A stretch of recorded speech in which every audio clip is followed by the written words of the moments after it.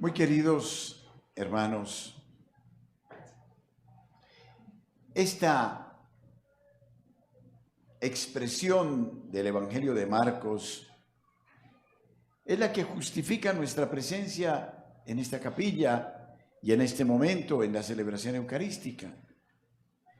Dios no es un Dios de muertos, sino de vivos. Es un Dios que está vivo.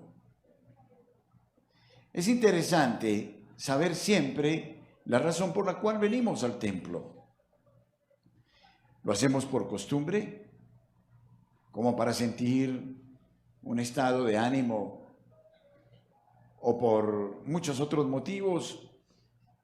¿O venimos con la certeza de la presencia viva y real de Cristo aquí?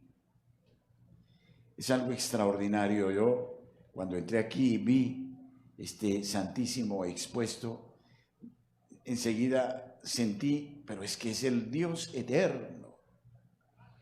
Esta celebración trata del Dios eterno, vivo y verdadero.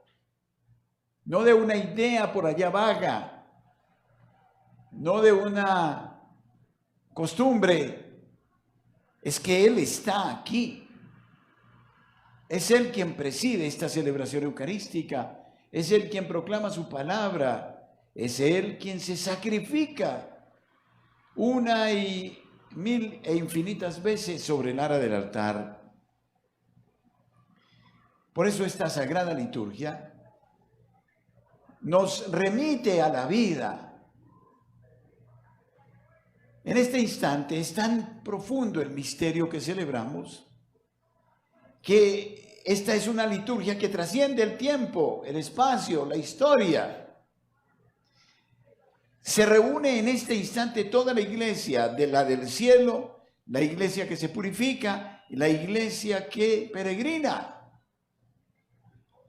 Si pudiéramos ver con los ojos de la fe, aquí notaríamos multitud de coros angélicos.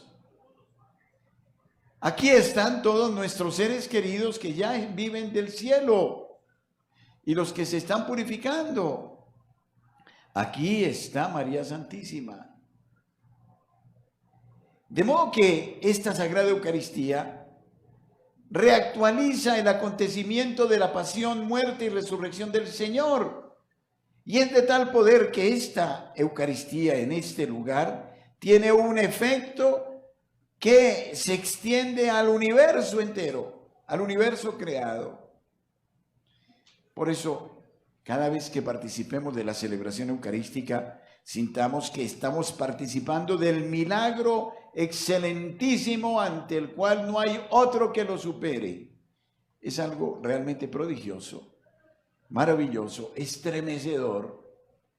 Por eso lo único que podemos entregarle al Señor es nuestra nada frente a semejante don, el don por el cual al participar en esta Eucaristía quedamos fundidos con Él, Él en nosotros, nosotros en Él, y partimos de aquí cristificados, inmortalizados, divinizados. Es algo absolutamente increíble. Y qué interesante porque, a propósito, quiero destacar las dos lecturas porque las dos son maravillosas en este día. Pero comencemos por el Evangelio. Los saduceos era una secta que, si bien decía seguir a Moisés y los profetas, no creían en la resurrección de los muertos. Por eso este es un texto fundamental, este capítulo 12 de Marcos. En el contexto de la teología es un texto clave, porque aquí Jesucristo es muy claro. Él se define: yo soy la resurrección y la vida, y que los muertos resucitan, eso es cierto, y resucitan por los méritos del mismo Jesucristo, quien se sometió él a una muerte y muerte de cruz, quien descendió a las partes inferiores y rescató a todos los que habían muerto antes de él. y nos abrió las puertas del paraíso para que todos en él resucitemos. Por eso un cristiano no puede creer en otras teorías o negar la resurrección de los muertos y se dice cristiano, imposible. O de repente un cristiano cree en la reencarnación. Uno encuentra por ahí cantidad de católicos que se dicen católicos y creen en la reencarnación y creen en la regresión de Chopra y creen en cantidad de cosas. Eso es totalmente contrario a la fe. Un católico sabe que resucitará él, como lo profesamos en el credo. Creo en la resurrección de la carne y la vida perdurable, porque Jesucristo resucitó. Pero hay algo muy hermoso también aquí en este texto. Los saduceos aquí son malintencionados. Tratan de poner a Jesucristo contra la pared. Ellos no creen en la resurrección y sin embargo le plantean un problema de la resurrección. Y es el caso de esta mujer que tuvo 7 maridos y los 7 maridos se murieron. ¿De cuáles de ellos va a ser esposa? Le ponen trampas. Y Jesús nos da una respuesta que es preciosa. Ya en el cielo seremos como ángeles. Qué noticia tan linda esa. Entramos a participar de los coros angélicos. Y entonces allí ya no habrá ni marido ni mujer. Seremos como ángeles. El ángel tiene un estatus particular, tiene ya una conciencia del misterio de Dios plena, no se distrae. Su dicha es el fulgor de Dios, la alabanza y la bendición. Qué hermoso esto. Pero dejemos el texto por un momento y vayamos al primer texto que hemos proclamado hoy, la primera lectura, en la que esta semana se está narrando la vida de la familia de Tobías. Es interesante este texto y muy bonito porque todos los que estamos aquí presentes hacemos parte de una familia. Y este libro de Tobías nos habla de una familia normal y de todo lo que le pasa a una familia a diario.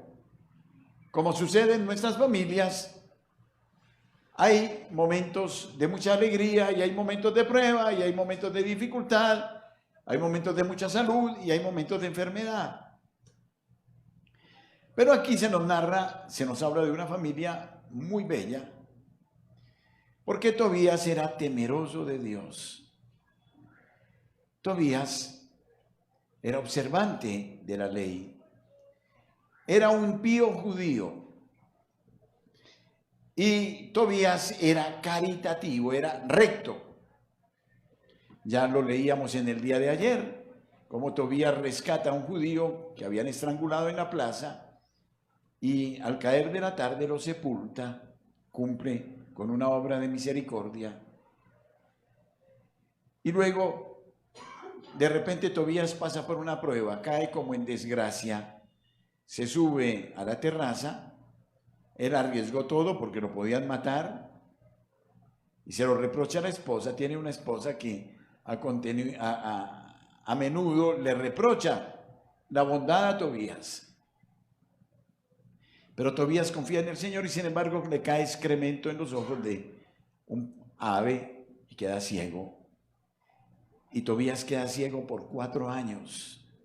Pero sigue siendo temeroso de Dios. Y es cuando la esposa llega con un cabrito que le habían regalado. Y entonces Tobías dice, no sea que te lo hayas robado o que te lo hayan dado robado, mejor devuélvelo. Y entonces la esposa se llena de ira y le dice, tú que eres tan bueno, mire ese Dios cómo te paga. Has hecho todo lo que has hecho, te persiguen y ahora te dejó ciego. Le reprocha. Los designios de Dios son misteriosos. Y Tobías nos enseña que hay que esperar en Dios, que hay que confiar en Dios a pesar de las dificultades. Y que cuando vienen las dificultades nos pasan las de Tobías, quedamos ciegos. A veces tenemos problemas que no sabemos cómo resolver. Los problemas de un hijo, los problemas de la salud, los problemas del dinero, una bancarrota, etc. Pero Tobías nos dice, no hay que desmayar.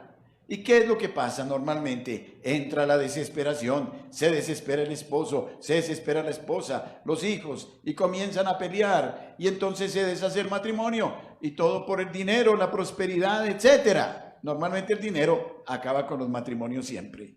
Y Tobías dice, no hay que desmayar. Hay que creer en el amor de Dios. Y Tobías cree tanto en el amor de Dios que le suceden dos cosas. Le sucede ver un milagro. El milagro de la visita del arcángel Rafael, que viene con Tobit y le trae la hiel y el pescado y le recupera la vista. Y el milagro que hoy hemos narrado, ¿no? De esta mujer, que no sé si era la hija o una pariente, Sara, que tuvo 7 maridos y a todos Asmodeo. Miren qué interesante aquí la narración, habla de Asmodeo, es decir, el diablo también existe, le mataba a los maridos. Miren que las maldiciones aparecen también en las familias. Y hay que saber vencer las maldiciones en las familias. Y yo he aprendido que hay que romper con cadenas de maldiciones. Como hubo maldición en la familia de Tobías, que le mataban los esposos a Sara. Y entonces, cuando aparece el ángel, rompe con esas ataduras, viene Tobías, se casa con Sara, y ya mañana nos hablarán de cómo fue este desposorio también maravilloso, cómo fue su luna de miel, y cómo se rompió la maldición. Esto nos deja grandes cosas, nos está hablando de las familias, nos está hablando primero de que habrá momentos altos y maravillosos y momentos de mucha dificultad. Nos está hablando de nunca desconfiar del amor de Dios a pesar de las dificultades. Nos está hablando de liberación, una liberación en este caso intergeneracional.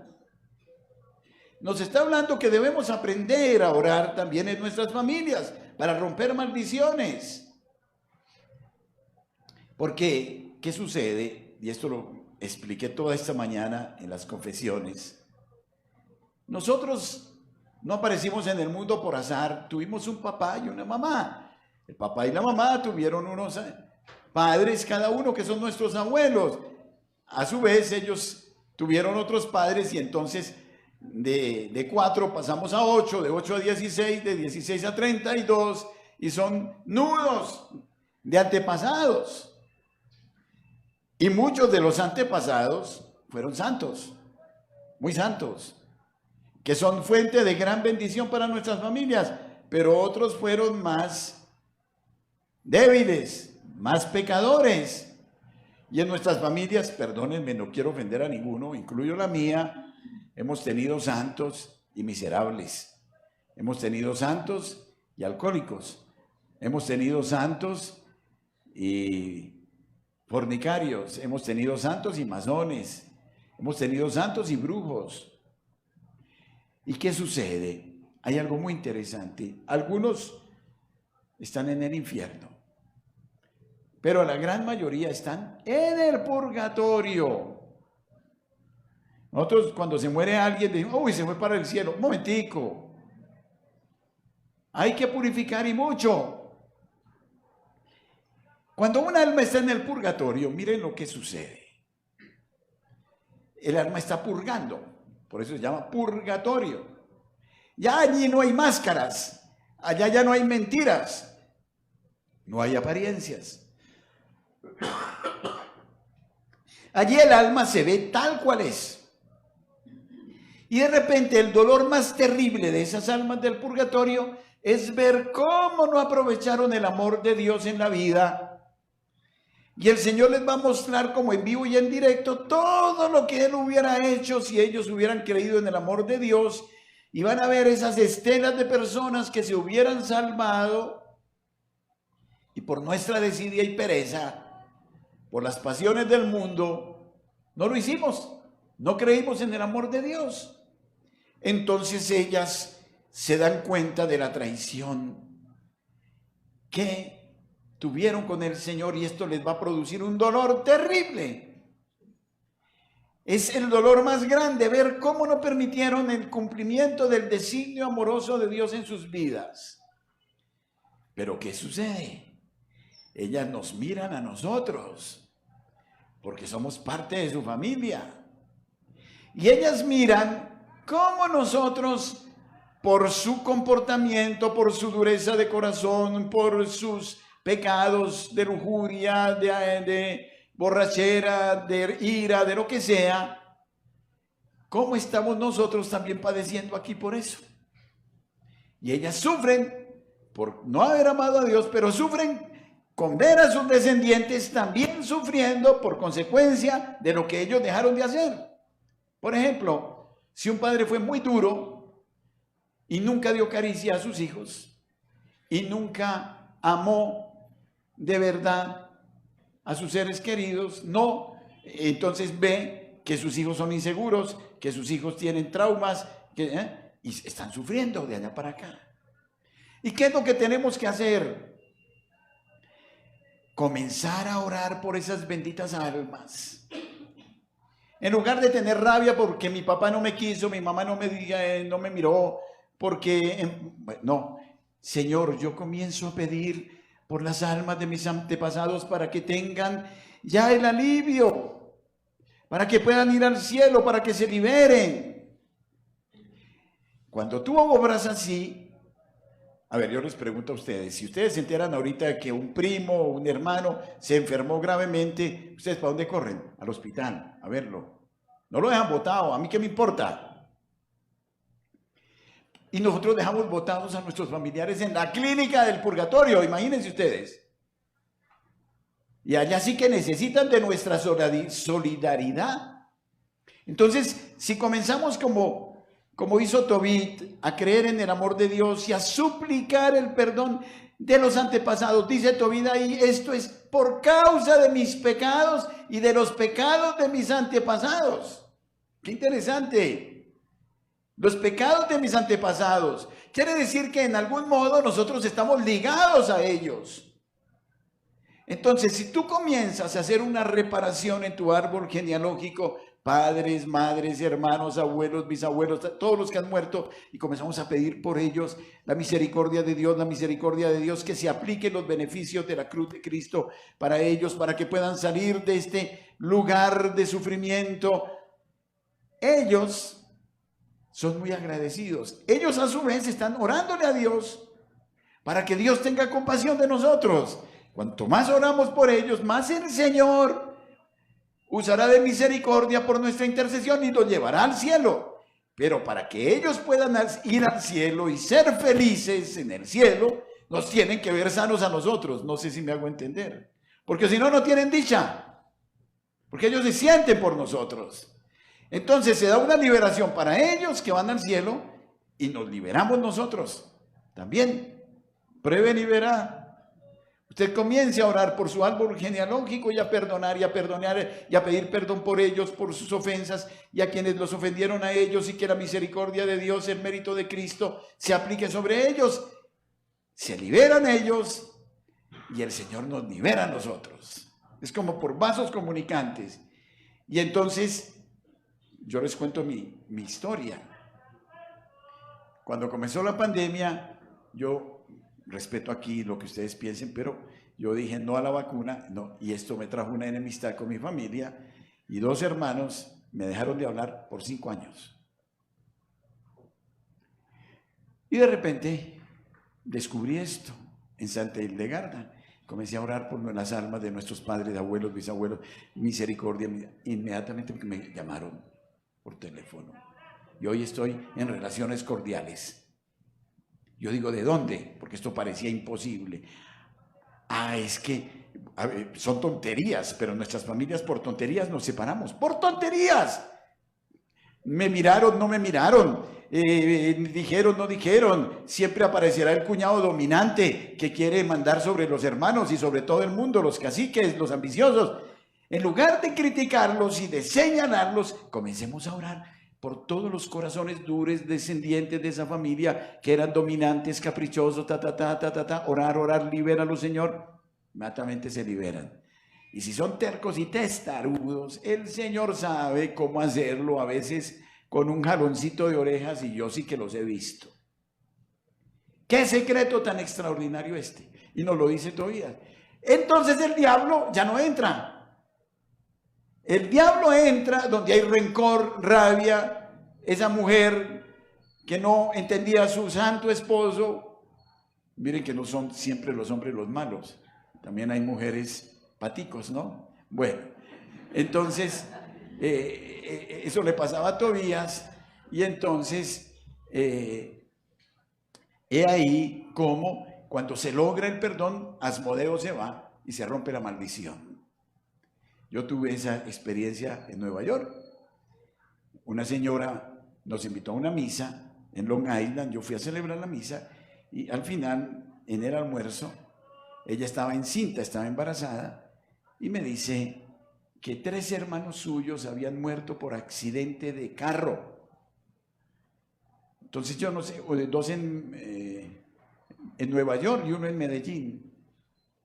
Y yo no sé por qué yo sentí, siénteseme aquí, señora, ya. Y oré y pedí al Señor, rompe, Señor, esta maldición intergeneracional de accidente y de muerte. Rómpela en el nombre del Padre, del Hijo, del Espíritu Santo. Amén. Oiga, regreso a los 4 meses. Esta señora iba manejando carro, embarazada, choque en la autopista contra una tractomula, carro a pérdida total. La sacaron ilesa y pudo tener su hijo. Se rompió la maldición. Ojo, existen las maldiciones impuestas, existe la brujería, existe la hechicería, pero también existen las benditas almas y existen las virtudes celestiales.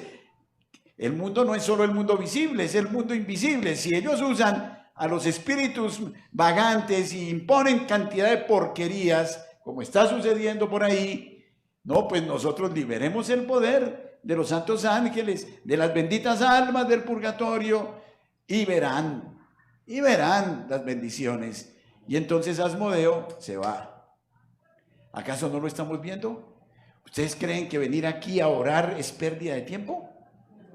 Pero no vengan solo para pedir que me vaya bien en el negocio, que pueda pagar las deudas. No, no sean tacaños. Vengan a pedir por la salvación de Colombia. Y ustedes crean en el poder de Dios y miren lo que está pasando. Se engargullan todos, se enredan unos con otros, se pisan las mangueras.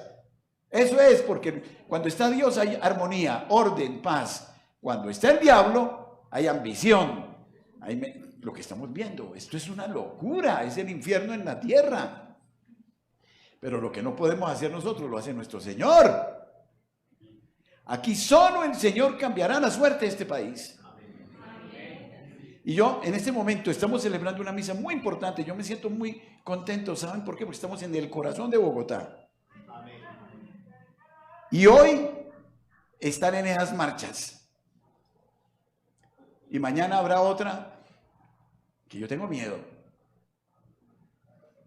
Y, o sea, de unos y de otros. No es que yo esté a favor o en contra de nadie. No, tengo miedo de una polarización que nos lleve a una guerra. Y que estamos en ese plan, porque cuando el perro está desesperado, muerde. Y entonces, ¿qué es lo que podemos hacer a esta hora? Desatar el poder de Dios, de las benditas almas, de los santos ángeles, declarar victoria, y lo demás déjeselo al Señor. Confiemos en el Señor. Bueno, entonces con esta dicha, con este gozo, con esta certeza, con esta nueva actitud, si usted, por ejemplo, me gustó mucho porque aquí siempre oran por el presidente, eso me encanta. ¿Y saben por qué? Hay que orar por los padres, madre, abuelos, bisabuelos, tatarabuelos del presidente, para que el Señor nos libere de las penas del purgatorio. Y entonces por ahí el corazón también comenzará a ser tocado, porque nadie tiene un corazón de cemento, todos tenemos un corazón de carne y nos damos cuenta. Y esto no por él, por todos, porque hay mucha corrupción por todos lados. Y también por los que nos hagan el mal. Tenemos el vecinito que nos odia, que nos quiere sacar del vecindario, del insoportable, que le hace la vida a cuadritos. Oremos por sus almas benditas. Y todo se pone en orden. Y un día nos vamos a encontrar para contar testimonios de todo esto. Orar por ellos nos sana física, psíquica y espiritualmente. Bueno, atrevámonos a este ejercicio. ¿Ustedes creen en esto o no me lo creen? Es un poco loco, ¿no es cierto? Porque ese no es un discurso que nos hagan muy a menudo. Pero ese discurso lo hace Santa Hildegarda de Bingen, porque ella vio eso. Entonces podemos sanar a ese hijo rebelde y a ese otro, orando por las benditas almas, y se rompen esas maldiciones y su hijo le cambia de temperamento. Y hasta el Señor les mostrará muchas cosas, porque hay gente que está con muchas deudas pendientes y está esperando nuestra oración. Por favor, no seamos avaros, seamos caritativos con estos hermanitos, ¿verdad?